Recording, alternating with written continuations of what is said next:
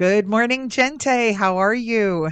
I am well, thanks. I'm so glad I am well, and everyone in my household is well at this current moment. I am very grateful. How are you, Tava Baird? I am good. I am crazy fun busy with all sorts of lovely, lovely projects. I feel like I have one finger in each of about 10 pots and a couple for my toes as well. All of them are just full of good energy and possibility and new opportunities. And so things are excellent. Awesome.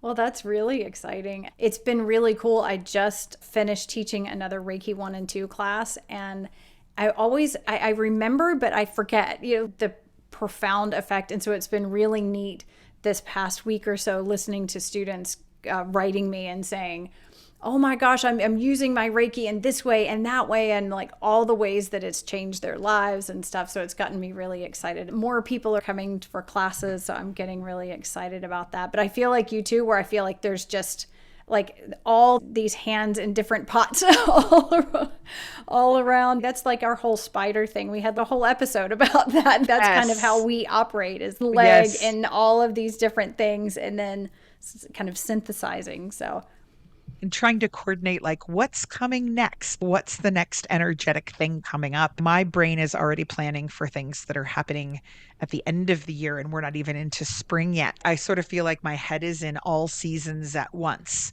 I'm pulling together the things that I'm going to be participating in at Beltane, and I'm pulling together things that I'll be participating in at Samhain, and on both sides of those. It's all wonderful. The other thing that's great is my seventh novel just came out, and I'm starting to hear from people who are reading that for the first time. And that's always exciting to connect with people. I know we've talked about on the podcast before the idea that art creates realms where people can meet, that it creates actual sacred spaces where our energies can go together. And so it's really fun after doing something like writing where it's mostly a solitary pursuit for a long time.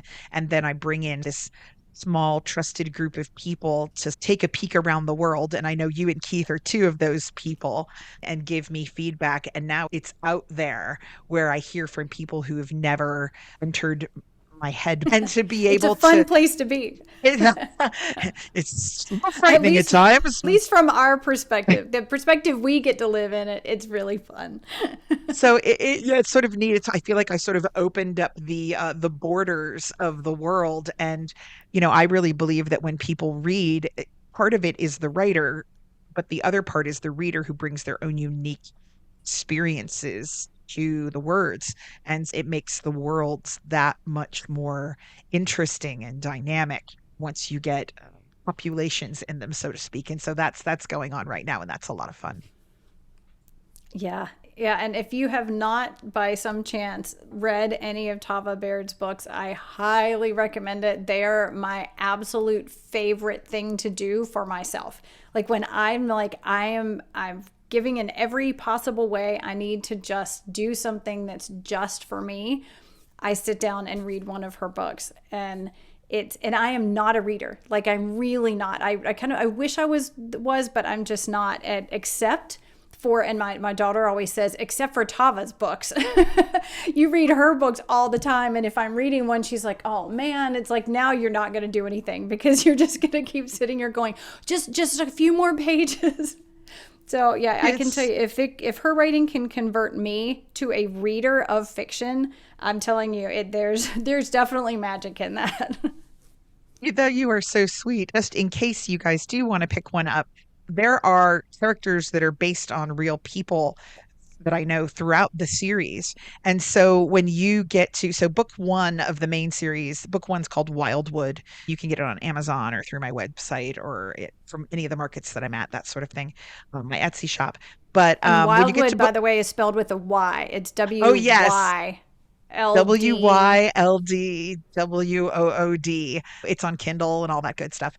When you get to book four, which is called Dark Flower, there is a character in there that is based on Gente, and another character in there that is based on her husband Keith. It's good fun if you've been listening to the podcast to see the fictionalized version of them. So there's a character named Willow in book 4 that is Gente. So she makes an appearance in the series as well. That is so fun. It really, it's like it's a really surreal thing to see yourself in that realm. But it kind of makes sense too, because I feel like when I read your books, I live in that realm. Like not only when I'm reading it, but then I know we talk to you about this all the time. Keith and I always like when we're in her books, like our whole life seems to sort of reflect that. And so then to actually be reading myself in that world, it's like, oh, that's great because that's where I'm living during this period of time anyway. My Oh, well, I goodness. know I've sent us off in a different direction already.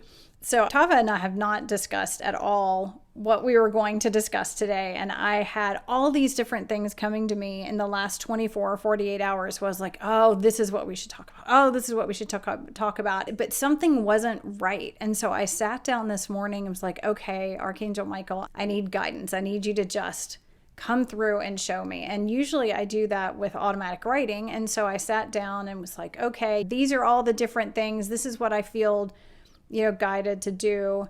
And there was just nothing. I'm like, why is nothing coming? Like, surely you have something to say about this. And then I was like, okay, what's going on? And then I thought, okay, I know, Samael is the word and you are more music. So how am I going to bring this through? And I started having these feelings of, it's like my voice and using my voice as an instrument and all these things. And that's what I do. And I started feeling the excitement that Samael and Michael get when we start talking about music and we start doing things. And so I started feeling that more and more strongly. And I had my eyes closed, and then I was taken into this vision. It was like I could see myself getting up and doing the dances, which I usually do more for discernment. And I could see this whole thing of these golden monkeys climbing up a golden pole. And it was the most interesting thing. They were climbing, there was this golden pole, and these monkeys were climbing up, and they were like kind of head to tail. And I knew somehow that I was the first golden monkey, but I was the same as all the rest of the monkeys. I just knew that one was the one that was me. And we're climbing up, and we would hit like this sort of ceiling level that was very thin. And I would just move aside the opening, and the pole, we would continue up through the pole, and we would continue up higher. And then we'd get to another realm, like it, and it felt like realms that were being sort of open. And I would just sort of open the little opening, and we would keep going.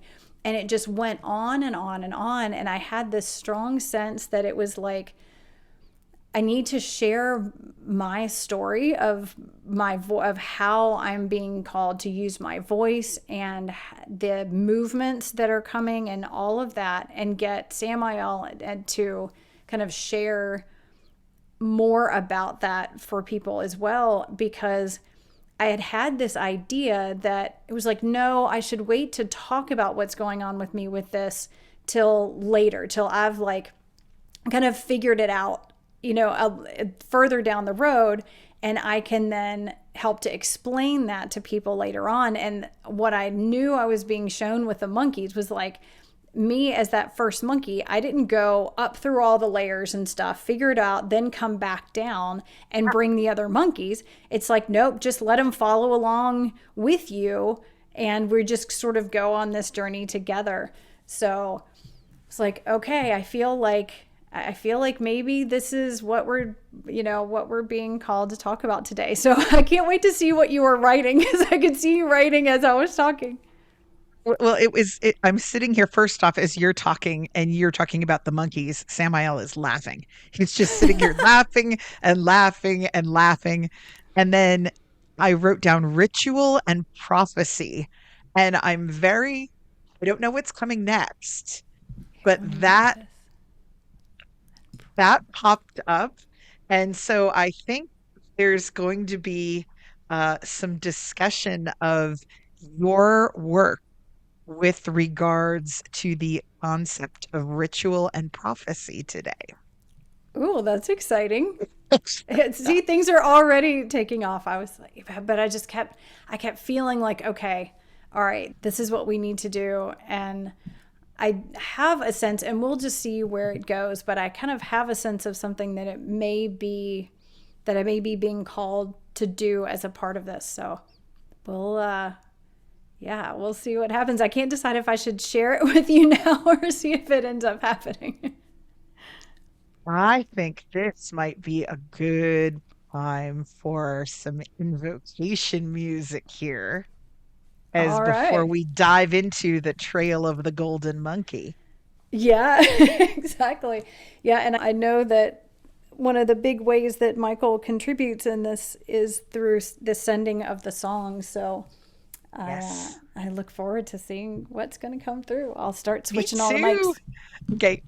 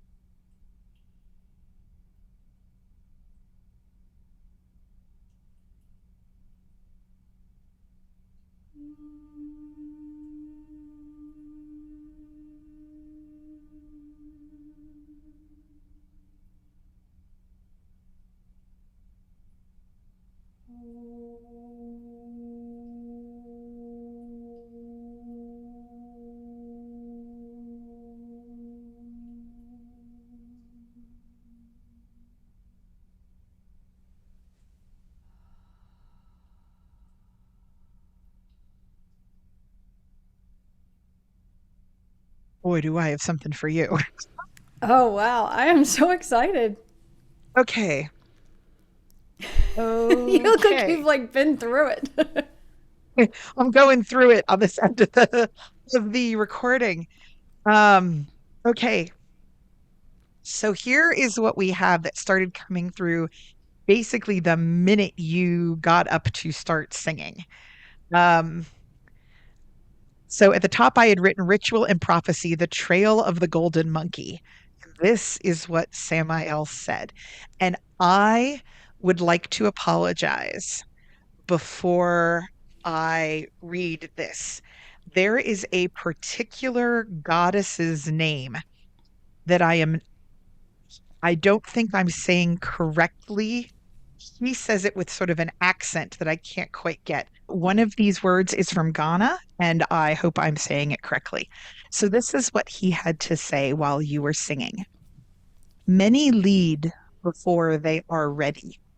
Many who have been called hesitate to lead. Let us think on these things and speak of what it means to be first. So, in your vision, you were first, right? So, here he Mm-hmm. goes. The first is the one who tests, who checks, who sets the stage and sees if the new space is hospitable for those who follow. In your society, you have been cultured to think that first means higher. You make all things competition. But first means the one who serves those who follow. King never eats his meal first in the event that his enemies have poisoned his wine. Instead, a loyal servant is first. In the East, there are guardians and gods of doors, the front door and the back. The first is the speaker to these gods, asking for permission to enter so that the ways and paths may be expanded for others. Singer, this is and has always been your work, your calling, to open the door with Saraswati's blessing and craft place with your voice for those who come after you to stand, to dance a platform into the space where they can ground their feet. And this is the part I hope I'm saying correctly because he sings this name. He says, Vasesia, Vasesia, Vasesia. Let the sacred soil of song welcome the living and the dead, and press your tongue to earth to speak the truth. I need to explain that last part. So he started saying Vasesia a couple of nights ago. So I put it together as much as I could and Googled it because, that's what you need to do is Google your seraphim from time to time. And I didn't know because he's been known to say things in Arabic before and in Hebrew before. And I mean, he called me Shala for weeks and I couldn't find what it meant. And I had no idea. So I didn't know if this was actually a thing or a word in another language. And from what I understand, a Seisiya is a goddess from, I think, Ghana and the Ivory Coast, who is both a goddess of death and creation. I have notes on it somewhere. Let me see if I can find. That's one of the things I was flipping back for because I looked it up the other night and he started saying her name again. And there is a practice. She's also a goddess of honesty and the truth. And there is apparently an ancient practice where devotees of her will press either their tongue or their lips to soil. And it's supposed to make it so they can speak nothing but the truth. And as a tribute and an honor to her, because she is an earth mother who both brings forth life and is a sacred space for the ashes of those who have passed on. So Yeah. Wow, that's fascinating. So it makes me think I should maybe share the last part of that vision, because the last part, it seemed like it started getting weird and I was like, I don't know, maybe I'm something else is happening. So when us as all the monkeys we got to this part where there was a platform at the top of wherever, I mean, like we had kind of gone through and up and all around, like through all these different layers, and the sun was just golden and super bright. And when we got there, then all the monkeys that had been following like head to tail behind me stacked on top of me, one after the other, up until they were like, yeah, at the top, and just sort of soaked in all of the sun. And then it was almost like they sort of melted back down, not in a like came apart kind of way, but just like softened so much that their bodies all came down and were all laying around me, then just in these like totally out of it, just relaxed, just soaking it all up. And then I think reformed again and stacked back up like that, like at least one more time. And it was so interesting when you said something about making a platform.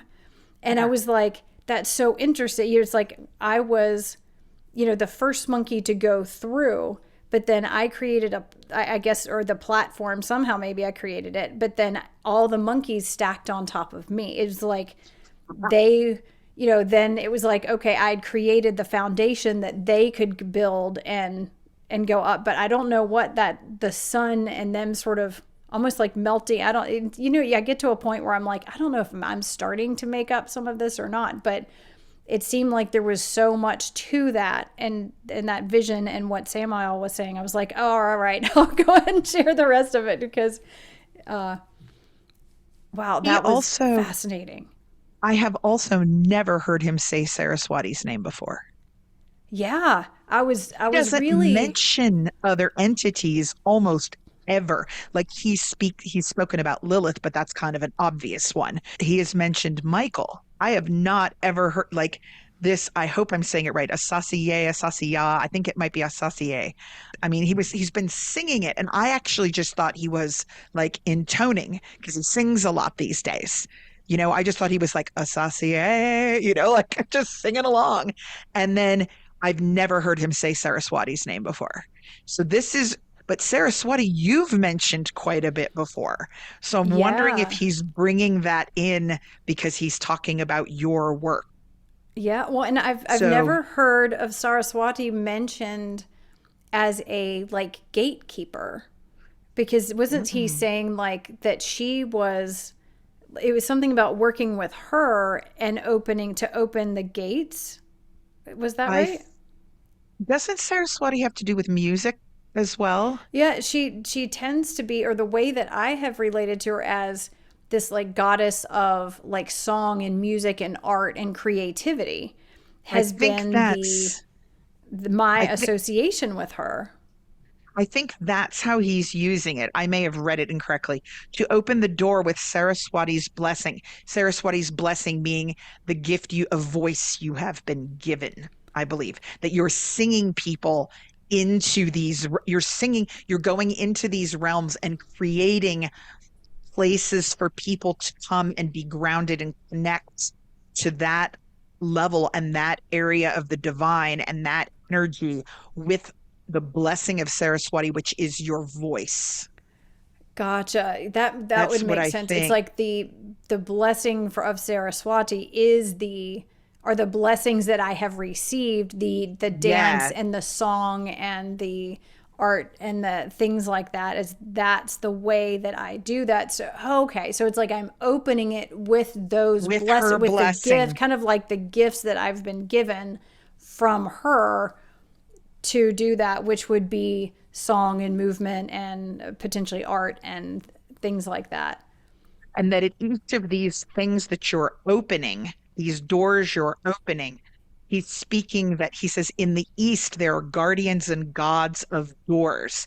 There are deities that guard doors, that are like people do sacrifices to them, and they have names, and there are specific gods for the front door and the back door and for doorways and gates, and which isn't something we really do here. So I think he's saying you are climbing this thing, you're at the front, but you are, and so you are basically a spiritual servant of those who come after, which makes sense as a healer.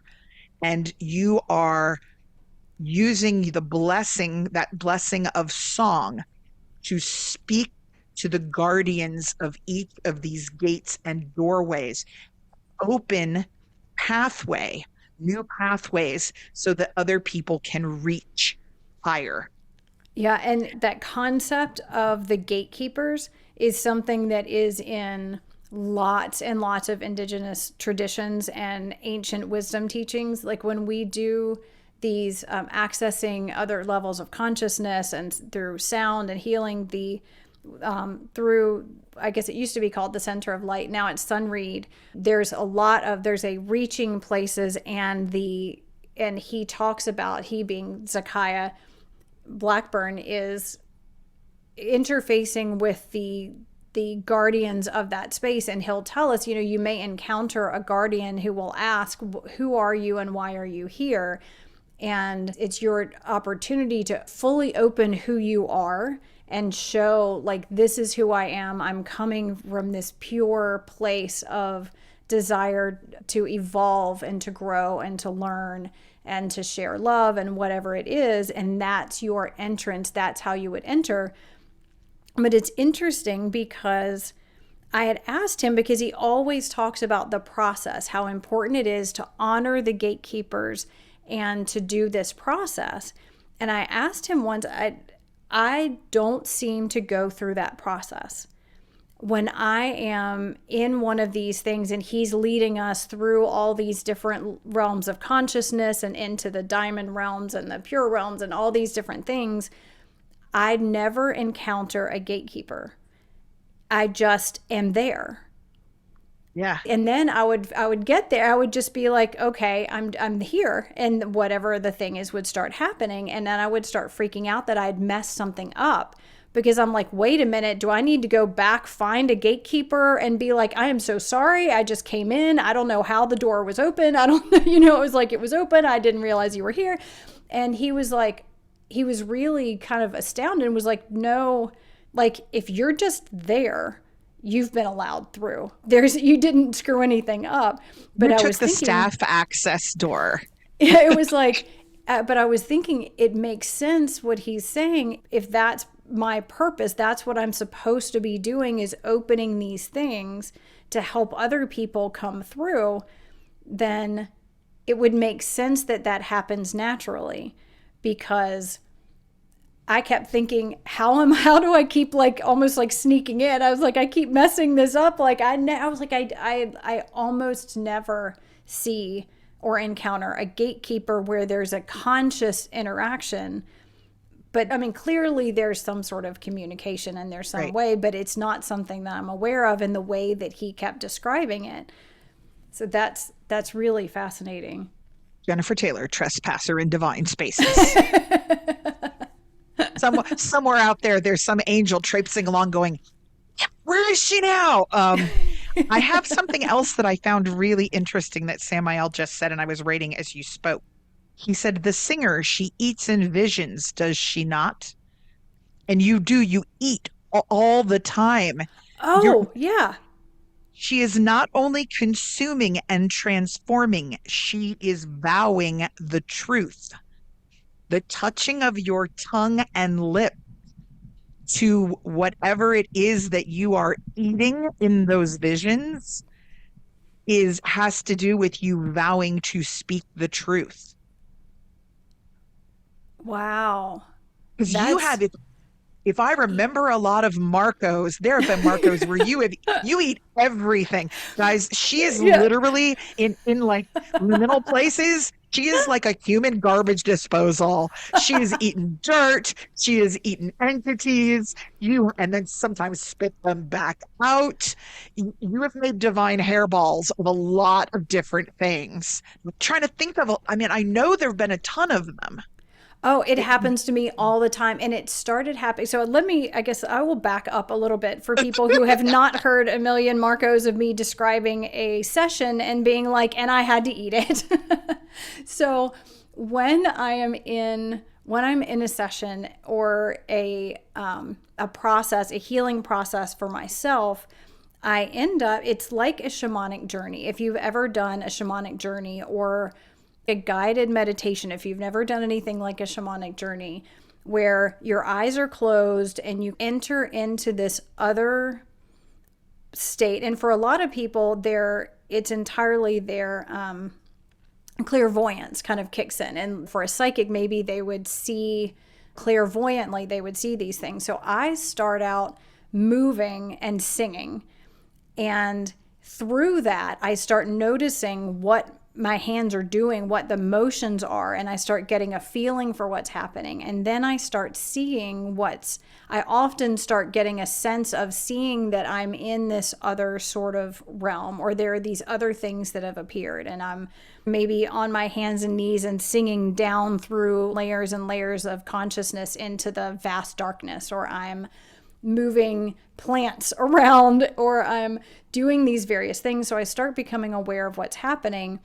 And often, so what I'm doing is or what I think I might be doing, I should say, is I'm moving energy, and I feel as though I am inside the person I'm working for, like I'm working from inside, and I'm moving things around, like I'm working either in a specific realm of their consciousness or their past, or inside an illness or an issue, and I'm maneuvering in whatever way I'm led. I am not deciding any of this. I'm just being moved by the divine guides of the work. And as I'm doing that, I'll come upon something, and I realize this started happening, the eating of things started happening when I became aware of Sekhmet as a guide. And there's a lot of stuff that I found later about that Sekhmet transforms in her belly. It's like she eats things and it transforms in her belly. And so it used to be that I would find something, I would come across something, and I would think, oh boy, this needs to get transformed. And it could look like anything. It may be entrails of something. It may be an animal. It may be an orb of a certain shape or color. It may be some sort of symbolic object. But I would come across something, and sometimes there would just be this mass of dark energy. And I would be like, oh, and I would call her in and ask her to transform it. And she would eat it. And it would be transformed, and the energy would be transmuted into a like loving, healed energy. Then there came a point where she started saying, no, you eat it. And I'm like, I don't want to eat it. I just identified this as something unhealed and festering, like the source of this disease or this issue or whatever it is. I don't want to take it into my body. This doesn't feel safe. And she would just be like, eat it. Just eat it. And finally I would go, all right. And so in that sort of dream state, that altered consciousness sort of field that I'm in, I would then go, okay. And I would take it in and I would eat it and swallow it. And that would transform whatever it was. Then I became the vessel. And what she had shown me at the time was it was like she would step into me, and my consuming it, she would assist with that transformation, but that I needed to be the person doing the work now. And that has then continued without consciously calling her in. That has become this way that I am very often called to transform something and transmute it. And most of the time I feel comfortable swallowing that or eating it. And then other times I'll just sit there going, I don't know, like, are we sure? And I always ask Archangel Michael, like, are you sure? Is this definitely safe for me to take in? And every time it's like, just eat it already. Just eat it. Sorry. Yeah, exactly. Yeah, so that is what she's talking about in that I eat in my visions is what Samael then is referring to as far as the things that I'm regularly eating. But it is fascinating to me that has something to do with the acesia, that vowing truth, which kind of it's starting to make some sense. The concept of, again, almost a gatekeeper. When I think about what Zakaya talks about, it's this sense of truth and being completely impeccable with your word, and that is a big part, that truth is a major thing as far as gatekeeping, like getting through these gates. That's really interesting. Yeah, it looks like you're getting more stuff, so I'm going to let you share. Oh, now he's talking about hunger. Just a lot about hunger. A little bit of this, it appears at the end, is directed to me. So here we go. Hunger. What is the meaning of hunger? It is to sustain the human mortal body. Yes. But non-humans hunger too. It is a need to move energy, to transform, to gnaw off the surface meat and get to the honesty of the bone. Spiritual peoples often deny themselves food to purify and prove their devotion. We feast to celebrate divine community. Gods and goddesses hunger or gift. Loaves and fishes, the wine at the wedding. This is my body, which I have given up for you. For those of you who aren't Catholic, that's a line from the ceremony that directly is part of Holy Communion. Back to Samael here. We hunger for what else? Knowledge. A voracious physical hunger is often a need for more connection to the divine in your life. And then he says directly to me, it will aid your struggle, Shala. I have, I battle with my relationship to food and have most of my life.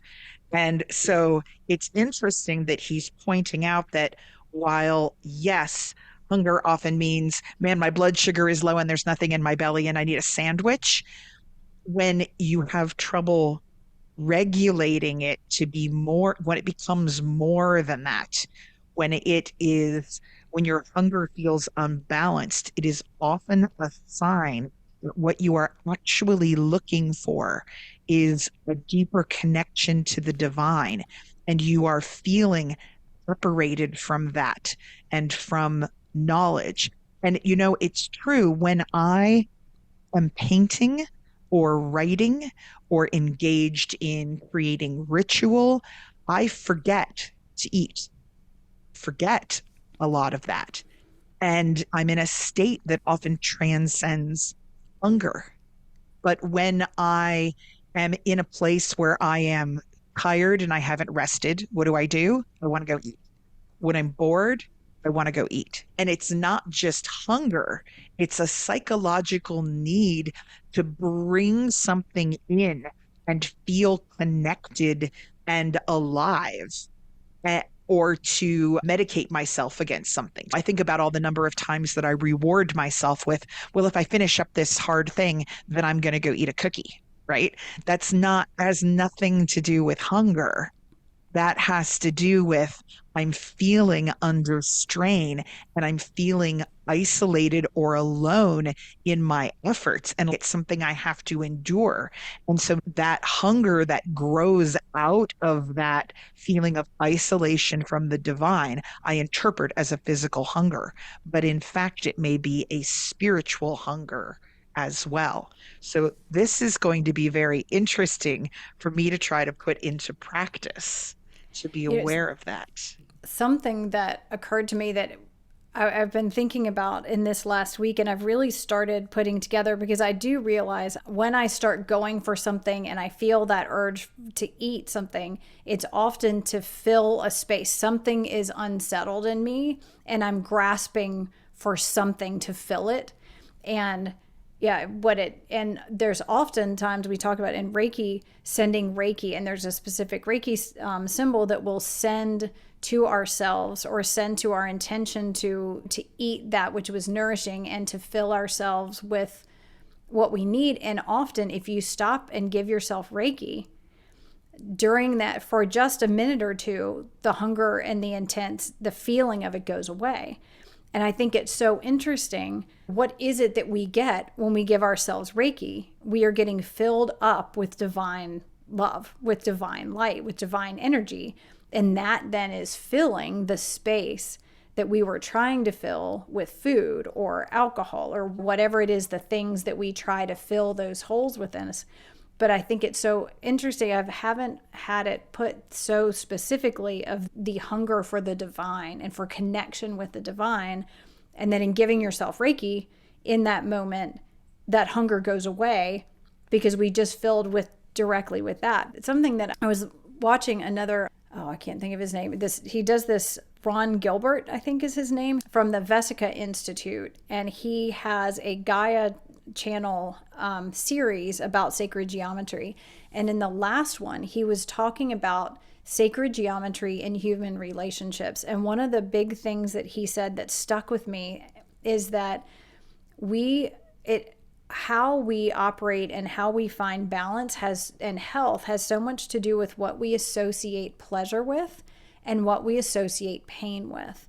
So for me, when I eat, like, cake is the most inflammatory thing that I can put in my body. I eat it and then I am really painful in my joints for days.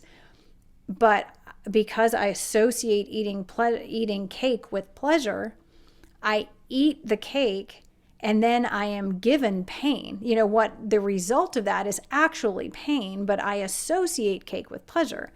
But exercise, which would bring me more ease and more pleasure overall, it would bring me more health and more alignment, I associate more with pain. And he was saying if we can really look at what we associate with pain, and so this last week or two, because there have been a lot of birthdays in our house, so there's been a number of cakes, and I've started looking at cake and seeing pain, and basically I'm putting that thing that normally would come later, but associating, and when I see the cake, I see the pain it would cause me.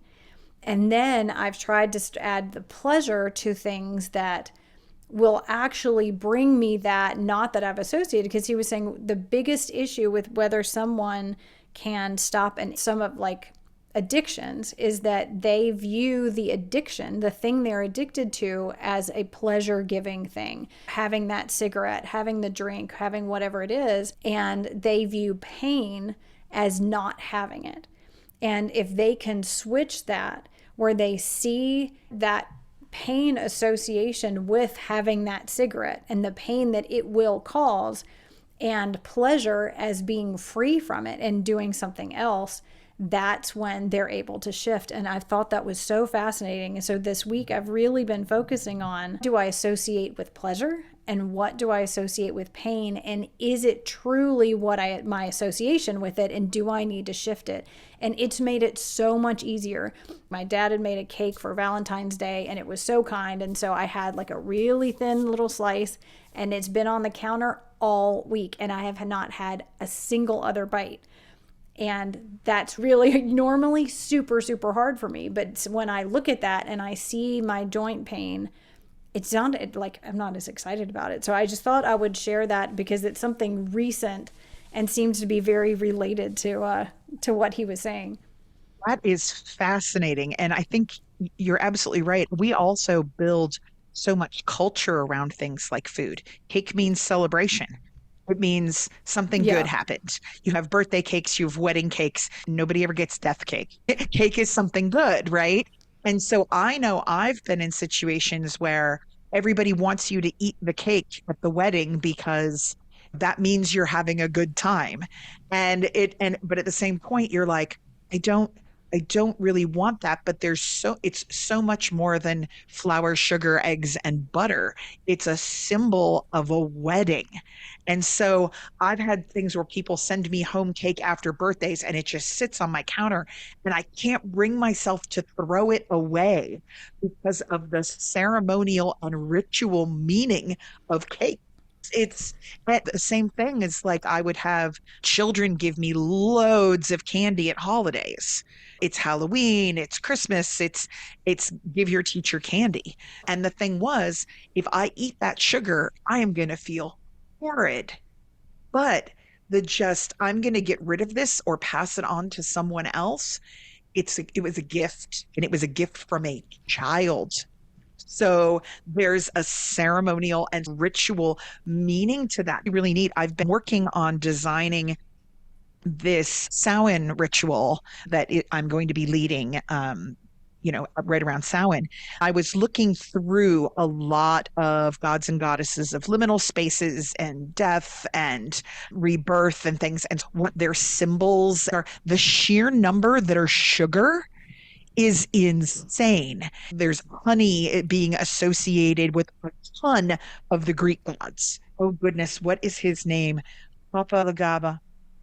If I remember correctly, he knows all languages and he acts as a speaker to spirits, and he's seen as a grandfatherly figure. People make offerings of candy and he's associated with candy. Think about how we celebrate Samhain or Halloween now. It's all candy based. And in all of these cultures, because sugar was a valuable thing and now it's everywhere.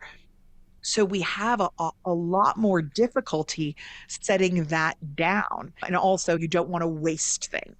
I remember at one point somebody saying, we can't throw out that cake, that would be wasting it. And I'm like, this is literally processed sugar. This is poison on a plate. We have to be able to look at what is it we're actually quote unquote wasting here. Not all food is nourishment. In our modern, very quick society, less and less of the food that we can just pick up out in public is actually nourishing. It's loaded with salt and sugar and preservatives. It's very different than the food that our ancestors had access to. So, yeah, I found that really interesting.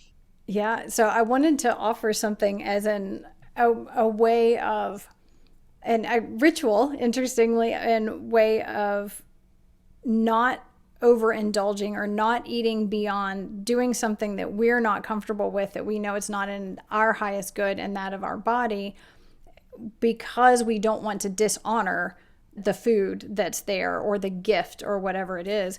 Keith and I started, gosh, it was like years and years ago.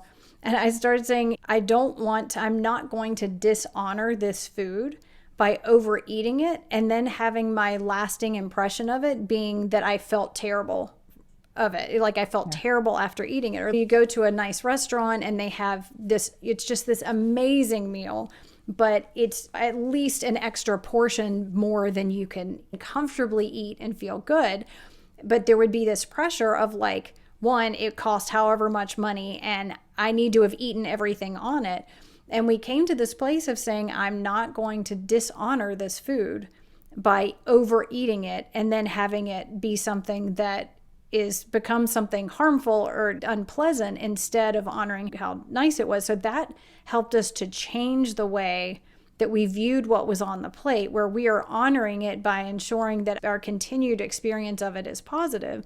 But then when you have the cake or the gift of the thing that you know you really can't eat without negative consequences to your body and your health, you can have a little ritual of honoring that cake, honoring that pile of candy, and all of the people and all of the resources and all of the parts of this planet that contributed to them being here, and ask for blessings for all of those who helped it to be there, and blessings on the person that gave them, and ask that they be honored and received. And then you can place them in the trash can. Or if there's a place that you feel like you can pass it on to where the people really would appreciate it or whatever, you can. But I feel like we can stopping for a moment to really honor what is there, but we don't have to honor it by eating it. Right. Which is so funny. I just was hearing myself saying that, and I was like, then the whole start of this was that I have to eat all the things in these visions. It's all, the answer is always you have to eat that. But that this is a thing when you don't have, you can still honor it without eating it. Our house, because there's only two of us, a lot of times when you go to the grocery store, you buy the bag of carrots and it is a bigger bag than you're going to eat in a time period. Or we end up with the bread, some of the bread starting to turn before we can finish the loaf.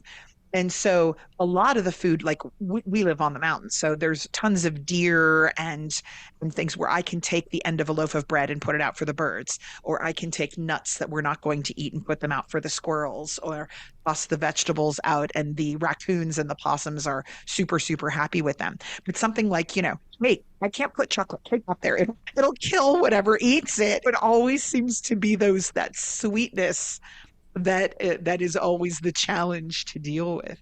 Other than that, it's like a buffet up here for the wildlife. I had these two lovely crows that used to hang out up here, and they would come out every day, and I would give them treats, mostly hot dogs. They really, really dig hot dogs. And they would appear on my back fence at about the same time every day when I got home from school and start shrieking at me for their hot dogs. I would go out and take them a little bit and toss it to them. And so I had little crow buddies for a while. Crows eat just about everything. So, um, Ideally, maybe give them something something uncooked not a and raw hot and dog. healthy. They did love them. It was funny because there was actually a stray dog we were trying to help capture. And originally, the hot dogs had gone out to try to lure the dog into the yard so that we could get it assistance. And then the crows discovered that there were hot dogs coming out at every time of day in this yard. That was unfortunately how it sort of started. And when they didn't get their hot dogs, they were very, very loud. And one of the things that I found interesting that Samael was talking about is he said that non-humans hunger too. And when you think about that hunger, like we always talk about Odin as being hungry for knowledge, right? That he would roam the whole world trying to satisfy that need for knowledge. There are so many things that we are hungry for beyond physical hunger. And I think a lot of times we don't necessarily think about those in ourselves. What am I actually hungry for? Is it connection? Am I lonely? Am I hungry for rest? Am I hungry for a little peace and quiet, some peace of mind? Or is it physical? I need some libations and something to eat. I always found it fascinating. I've had so many people tell me about like visions and dreams and things that they've had. You're the only person I've ever run into who eats in their visions like you do. I mean, it's just wild. It And really is. Go ahead. the other thing that I thought was interesting here is he said that the need to gnaw off the surface meat and get to the honesty of the bone. There's an energetic drive there to reveal what's underneath. That I think a lot of us spend a lot of our time in polite society having to put on certain masks for certain people or engage in certain behaviors to try to make everybody play nice and to have the workplace and society and everything move forward. But all of those things energetically deplete us. And so sometimes there's just an energetic hunger to be your unfiltered self or to be honest. When we think of the number of times people go, "How's your day?" And we go, "Oh, it's fine." And it's really not fine. There's a buildup there over time of the need to be just honest about where you are energetically. And sometimes we don't do that until we get to the point where we're cracking, where we're so hungry that we crack. That the golden monkey thing is so, and I loved you talking about them melting down and then coming back up again. And all I can think about is that when they're in that sun and that gold is melting, they're merging towards a oneness, like they were separate monkeys And now, as they've reached dazzling, purifying, warming light, merging them all back to flow as one. And then they're flipping back around and becoming separate entities again that are reaching for that. And it just reminds me of cycle of birth and death. We come into these human bodies and we're reaching and reaching for the divine. You're reaching for the sun, for the warmth, for the glow. And then as our lives progress, we get hopefully a little bit wiser and a little bit higher and further down that path. And then when we pass on, we merge back into this oneness where we're connected to everything. We don't really see the boundaries between where we stop and everyone else stops. And then we're reborn again back into these separate structures that are once again trying to remember what it felt like to be part of the whole as we reach for the sun again. There's so many cultures where the sun represents God, it represents the divine. And so that concept of you are the platform that they are all standing on as they reach for that divine warmth. And then once they achieve it, they flow back into a stream of liquid gold unity for a time where they remember. And then they have to build back up again and start reaching. So I think your vision is absolutely incredible. That was really beautiful. I love what you just said there. As you started talking about that, I started dissociating, like connecting, channely, like song coming through. So I'm thinking, I don't know, maybe we just go with it and see what happens. That sounds good to me. We'll see what else happens. Here we go.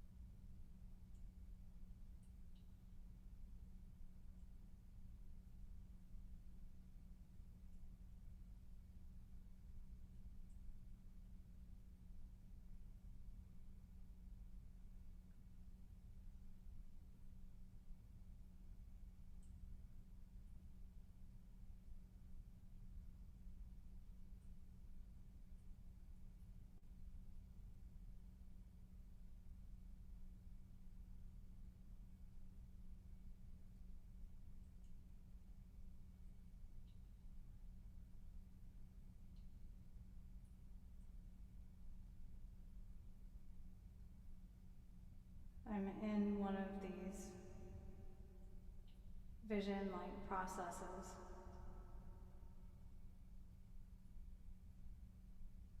And just pulled this big, tall, golden, pointy tower up out of the darkness. And there's this tiny man all in red that I picked up from the bottom and put part of the way up, who's climbing to the top.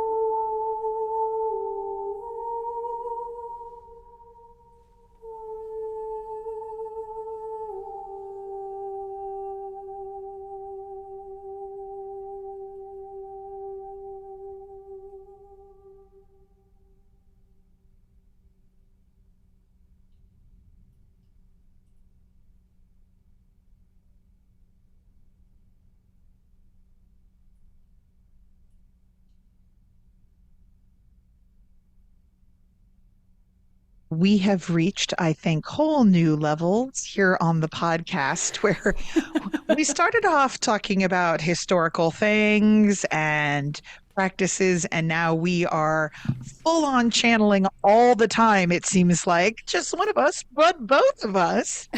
And it doesn't seem to stop. It really, I have some words to go with your song. Samael says, gather yourself to us, children of forgetting. Open your palms for the honey and ash. Rain and earth, wine and water, we will clasp your hands in ours and sing praise. It is a grace, this hunger. It is a grace, this filling, connects you to ground and skies above. We bid you to honor this form you have chosen and lift each other, rejoicing, towards the sun. You are a hallowed and venerated thing, not only a record of days, but a prophecy of things to come. Wow, that's really beautiful. I I realized before this I was talking to Archangel Michael, and I felt like part of what I was supposed to do is actually provide like an energy healing in the way that I do it in the song and movement. And I feel like that was what, and he was like, yes, I will be there. Yes, this is what we do together. Of course, like this is what we do. And I felt that turn into that, like that's what this was. And so I went ahead and just went with it, because normally I'm like, all right, I need to kind of wrap this up. But it was like, nope, we are like, this is what we came to do. And I think he wanted to go into that with the first song, but I was thinking, I really didn't give any, so I don't know that we're ready to just sort of dive right into that. But it was really interesting. And the reason that I'm sharing this is that part of my whole reason for sharing this, and the reason that I felt I was being shown from Archangel Michael, was that in sharing what it is that I do and how it is that I practice, it helps to kind of give permission to other people to follow and to lean into the guidance and the little thing that says, just do that, just do this, so that it kind of gives you permission to go, okay, so that's a thing. So other people do this, or I could do that. And so that's really why I wanted to share some of this process, was so that other people could get a sense, if you've been experiencing this, it would give you that validation of like, oh my gosh, other people are doing this too. Other people are getting these things. And if you've been feeling the call to start singing in the middle of a Reiki session, or whatever your methods of healing are, that it would illuminate new ways or give you permission to follow the ways that are coming to you, to see that it's, it doesn't have to follow the methodology that you've been taught. It doesn't have to fit into that box the way that you've been shown. It's Reiki isn't just sitting with your hands facing somebody or laying your hands on them. It can want to come through you in song or dance, or all of these different ways. So part of that during that, and I said, part of the why I said, I was like, I'm pulling up this big thing, which you probably couldn't quite understand what I was saying because of the reverb, but that's part of what happens. It was like I was singing and moving, and I was being shown to do this, and the next thing you know, I was on the floor, which seems to be happening a lot, doing a motion that I felt like was clearing away all of the actual floor and kind of digging down through, I don't know, lots and lots and lots of layers of darkness.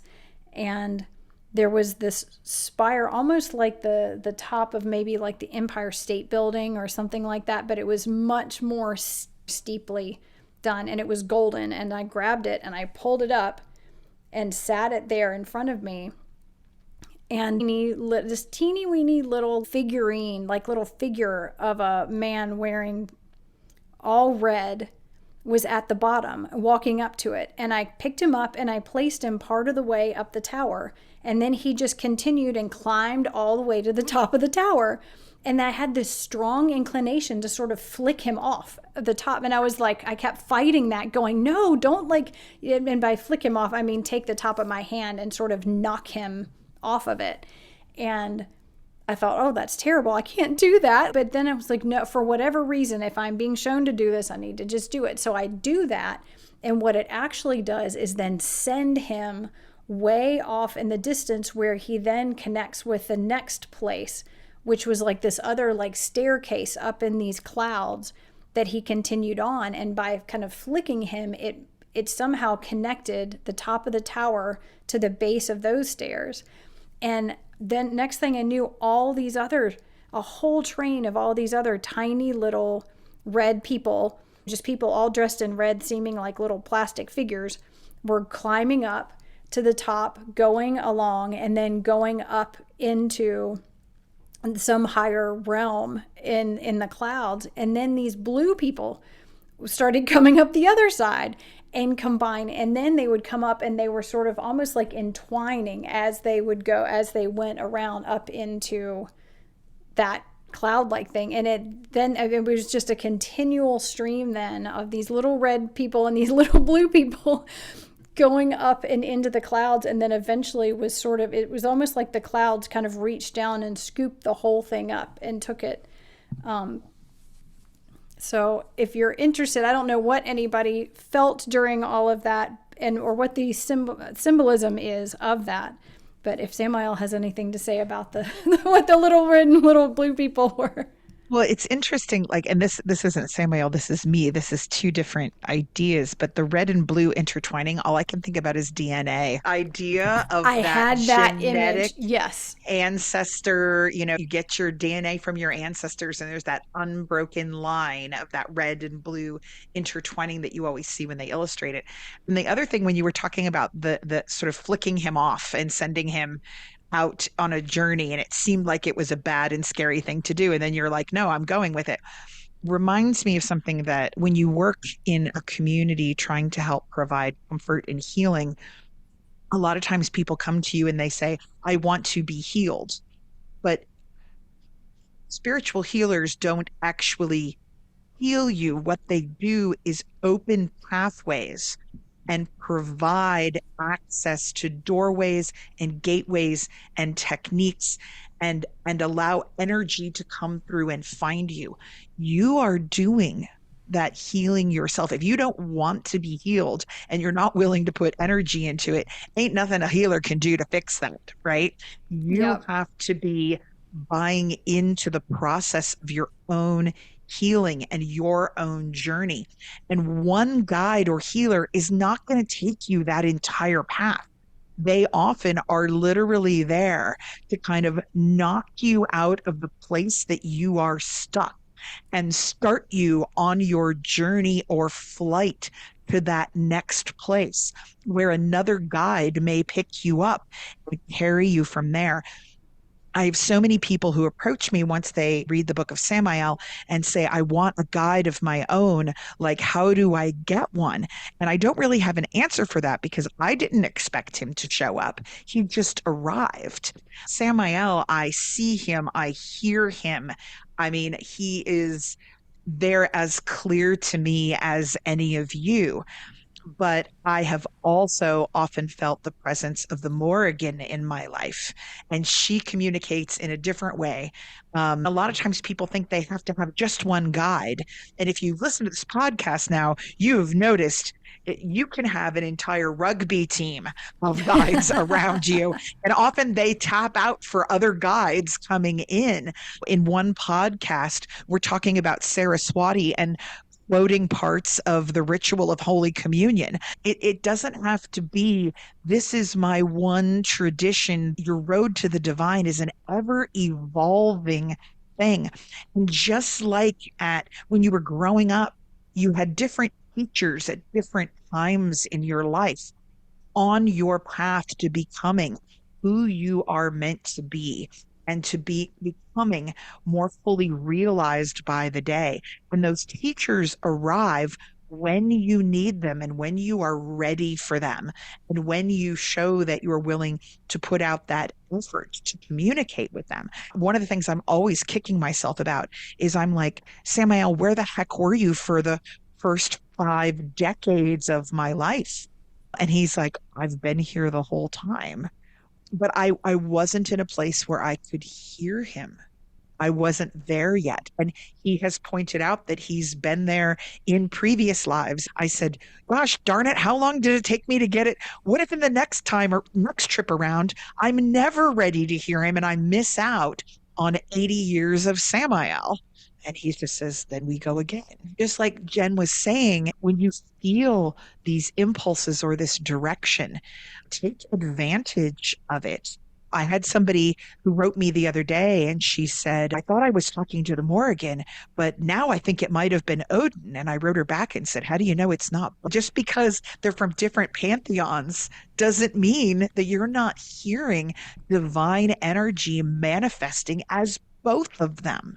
So you absolutely can do that. You do not need to regulate yourself to a box, as Jen was saying. So, Yeah, absolutely. I think Tava and I really have that same very common message of just leaning into and trusting, also trusting what you feel, trusting your gut. That little thing that says, I think this is Odin. I think this is the Morrigan. I think this is Ganesha. Sometimes it's so difficult when you do have someone or you do know of someone who has such a clear seeing and understanding of their guide like Tava does, where it's like he is physically in the room and it's so clear that it can make it harder sometimes if you're comparing your experience of a guide coming and speaking to you. I think so many people, and I definitely fall into that trap of going, I just want that. I just want that. But then there's a reason why we're wired to receive the messages the way that we are. There's a reason why Michael wouldn't speak through words to me in that channeled writing session. It was like, no, you receive through song and through movement and through these visions, and that's the way you need to get it. And I think I get it in a completely different way, and because I receive it that way, that's the way that I transfer it into the world. So whatever way you get your knowing, just learning to hone that and trust that. Because I know Tava was saying, it's like, I don't know what to say when somebody says, hey, I want that guide. Yeah, definitely be open to that. My understanding is that it's usually a team effort. There may be one that is stepping forward most strongly to try to get your attention at that moment, but to just trust and know that none of us are here alone. None of us are sent down without guides, without a team of divine and beings and angels to help us on this path. So you 100% have them and they are there. It's just getting through our initial communication barriers of figuring out how do they communicate with me and then figuring out who. And for me, I really struggled with that for a long time. And it's like there would just be this thought, this little fleeting thought of, I feel like Orion or Athena. Like I had this bowl and I was like, there's a strong energy in this ancient bowl that I have. And it was just Athena just popped into my head. And so many times we try to talk ourselves out of it later of that we made it up, especially if it comes right away. Like it just pops in, go with that, trust that, and pursue whatever it is whatever way it is that things are coming to you. It may look like who knows what. It may look like the crazy looking stuff that I'm doing now. It may look totally unique and different to you. But I hope that in sharing the things that are happening and the things that are coming through, that it is just kind of giving you permission to go, okay, yeah, I can do whatever it is that's coming up for you in your practice. Jen actually had great advice to me when Samael first started showing up.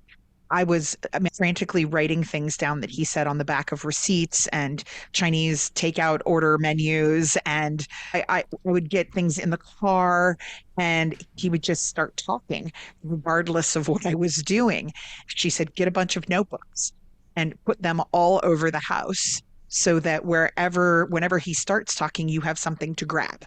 And I actually, a couple weeks ago, was bemoaning the fact that he started talking to me while I was in a swimming pool. Like I couldn't reach a notebook in a swimming pool, and I'm water walking for half an hour, and he's talking for the full half an hour. And I'm like, I can't write this down, but make these notes.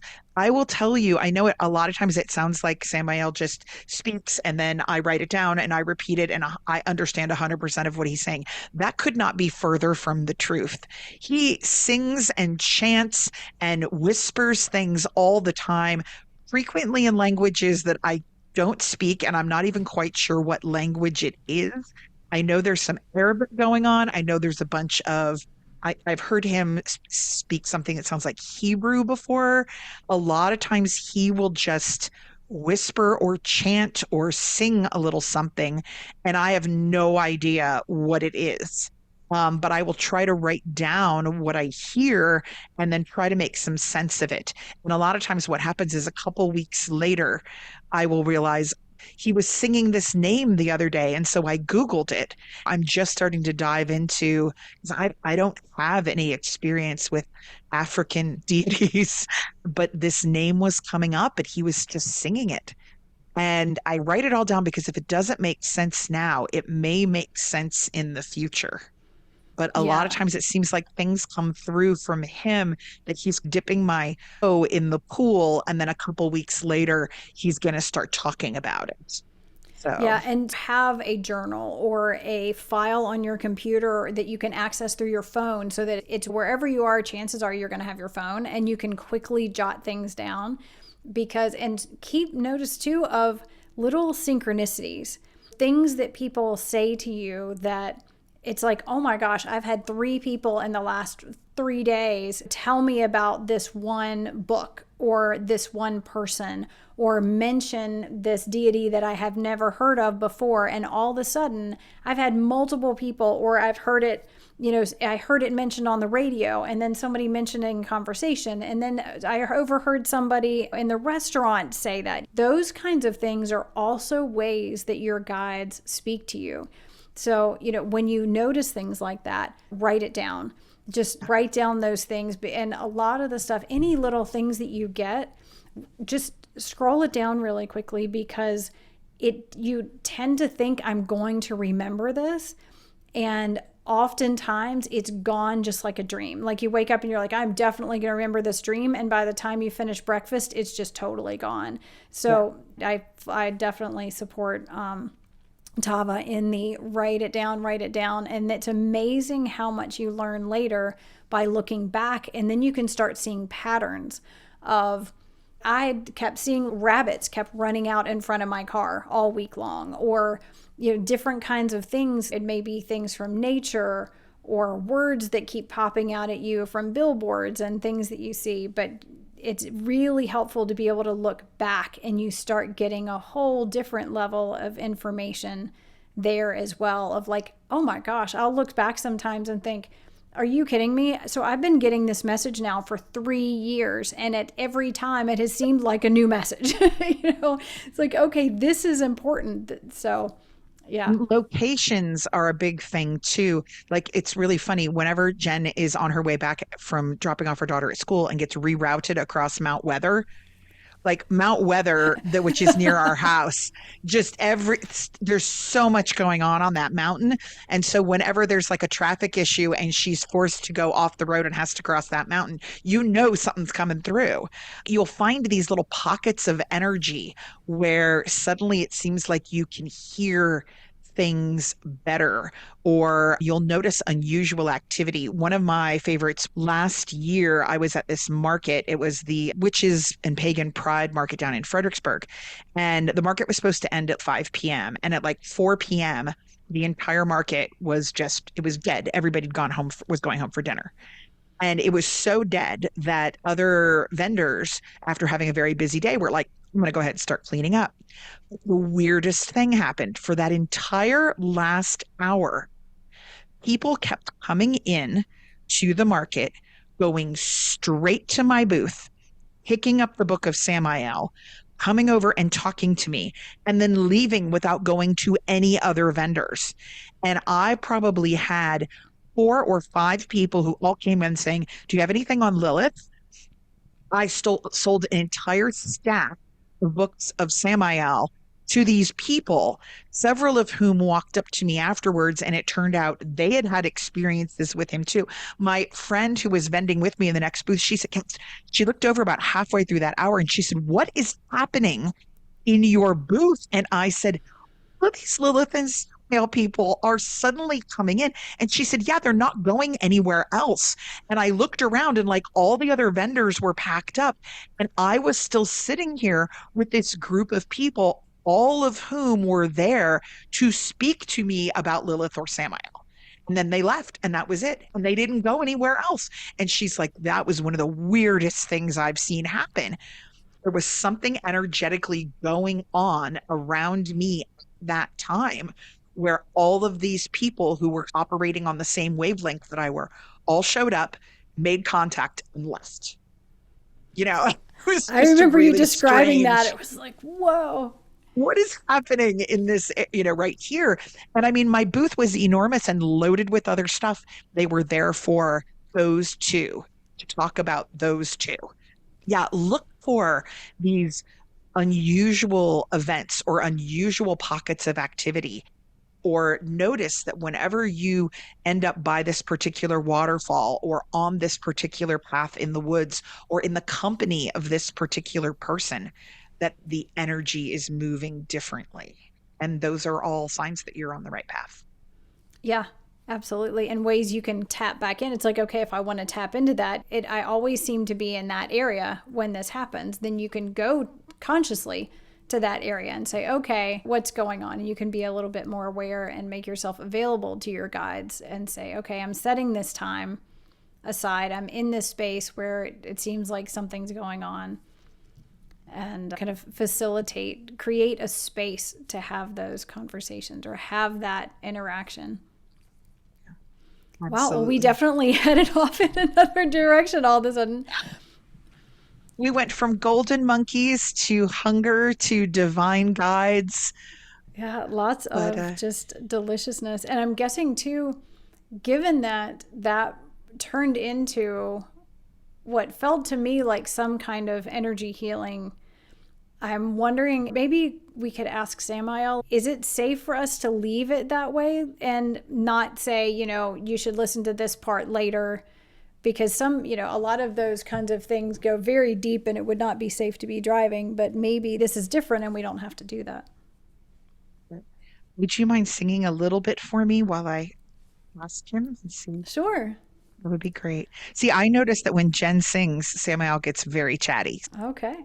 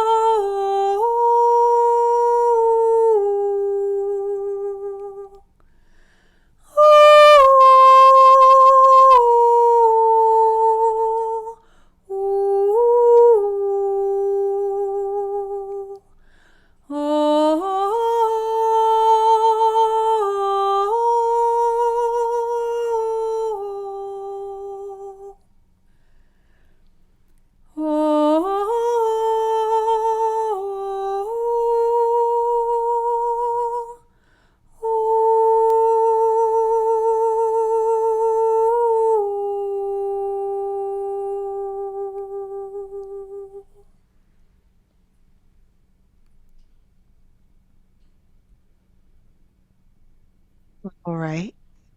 So I have a response to your question. He said, it is well. It is illustration. Michael will protect and adjust. Do not worry, singer. We'll make them happy. So he seems to think it will be okay. And that if it's too much for someone, that Michael will make a little bit of adjustment or defense so that it doesn't sway them off the road. Fantastic. That is very reassuring. Thank you so much for bringing Absolutely. that through. He seems to think it's very important for that to be an illustration of how you work so that they can do the same. So it's an important illustration that shows them how to be. So wonderful. he says, Excellent. leave it as a lesson. Leave it as a lesson. Wonderful. Well, that was entirely my intention of doing something like that in the session. It's so much easier to just demonstrate and then describe it right after than it is to try to really describe what happens, because it's a lot to describe. For people who are listening, it's a little bit of a process, but all of season one of Mystical Musings is now up on YouTube. Woo! Nice. Good Uh, job. all of season one is up. Of course, now I am way behind in season two, but I'm getting there.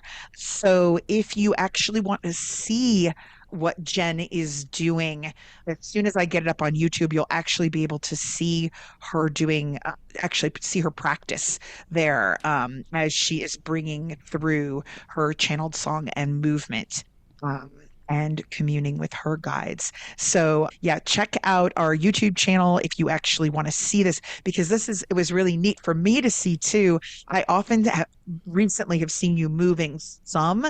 Today, you really were bringing it all through there in that moment. And it was really, really cool to see. So, yeah, I will make sure I will try to speak up the pace at how fast I'm getting these up on YouTube so you can actually watch and observe. Thank you so much for putting all of that up there. And I feel like, yeah, it's interesting. I realized I was like, there were so many things that I felt like I was supposed to illustrate or talk about as far as the combination of movement with the sound, and how Samael has been saying that the sound and the movement are an important thing as a way of sending energy. So maybe that'll be something we'll have to bring up in another one. I'm also wondering if it would be helpful. And of course, here I am going to go volunteering you for something. I'm wondering though, people might be interested in seeing like a bonus content of you going through an entire short experience where you are singing and dancing and setting the stage. Maybe if there's a little explanation at the beginning about how you ground and get into the healing headspace. People who are starting their own practice might find that really fascinating to actually be able to see just that without it sort of being bookended by our conversation as well as a lesson, if you'd be open to doing something like that.